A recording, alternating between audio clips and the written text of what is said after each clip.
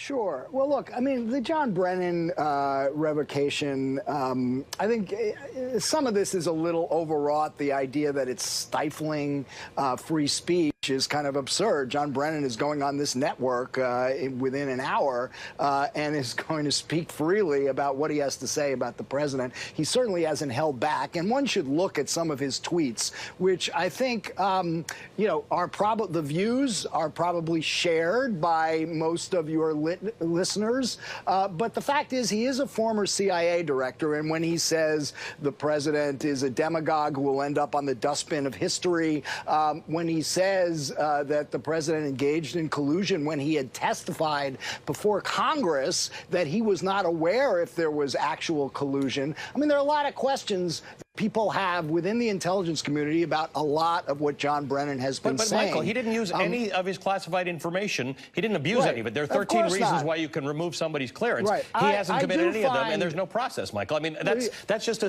that's a weird argument. You don't like. If you don't like what he says, that's cool. It's cool not to like it. It's not a weird argument. No, but it absolutely is, Michael. Michael. There are 13 reasons that you can take somebody's clearance away. Sure. There are no breaches of those by.